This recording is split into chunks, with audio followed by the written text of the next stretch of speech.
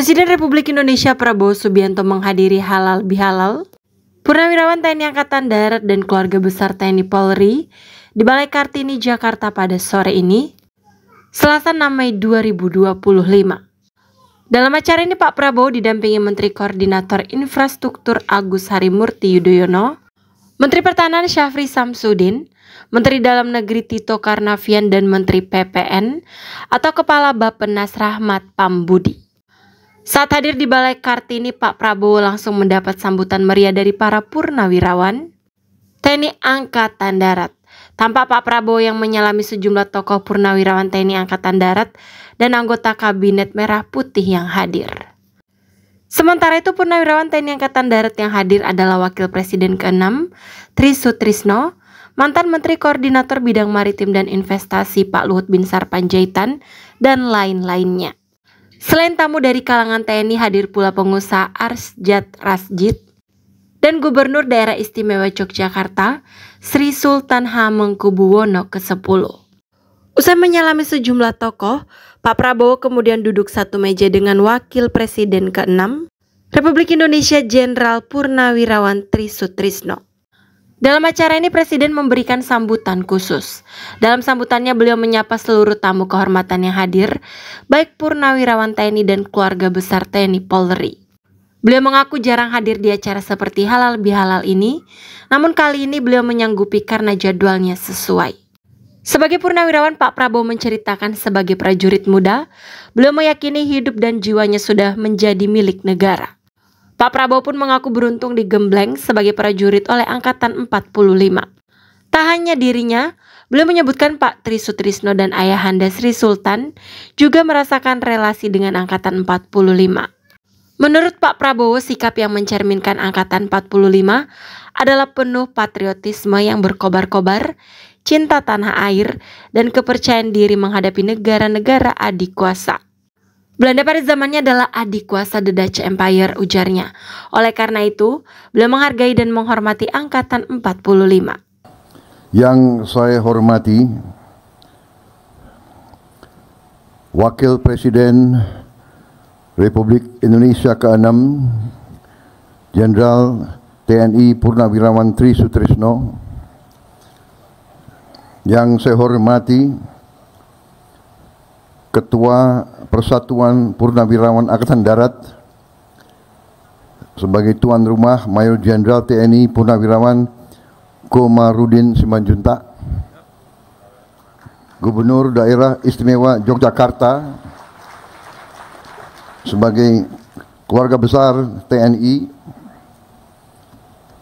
para menteri koordinator Kabinet Merah Putih yang hadir.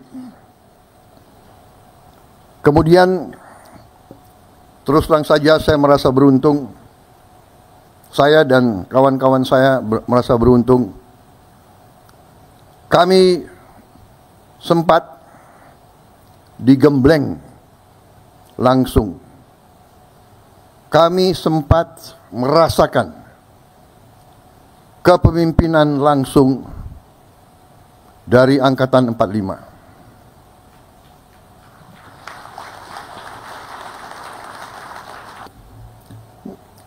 Angkatan 45 bukan saja dari tentara, bukan saja dari polisi, tapi harus dikatakan bahwa Angkatan 45 adalah generasi yang memimpin perebutan kemerdekaan kita. Mereka yang di kelompok bersenjata dan mereka yang tidak bersenjata tapi sama-sama berjuang. Angkatan ini memiliki ciri khas ciri yang sangat khas. Saya kira mereka-mereka yang merasakan hubungan langsung dengan Angkatan 45 akan membenarkan pendapat saya. Banyak yang merasakan langsung, saya kira Pak Tri, Sri Sultan, ayahanda dari Sri Sultan, seorang pejuang, seorang jenderal TNI, menghadapi Belanda di Yogyakarta. Banyak di antara kita pasti pernah mengalami itu. Tapi yang saya rasakan adalah yang pertama, patriotisme yang berkobar-kobar, cinta tanah air yang luar biasa, dan kepercayaan diri,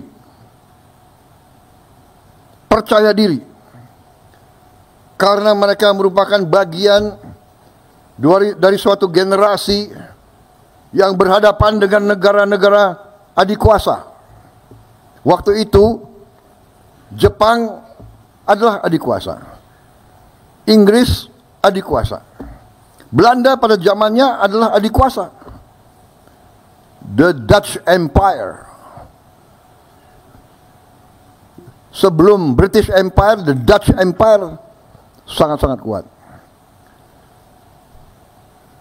Generasi 45 adalah generasi yang merasa bahwa penerus dari perjuangan ratusan tahun dari semua suku, semua daerah,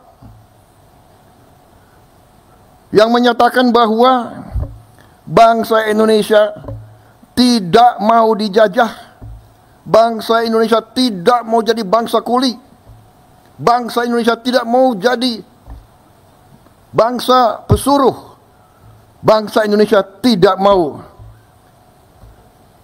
jadi bangsa yang kerdil, bangsa yang miskin.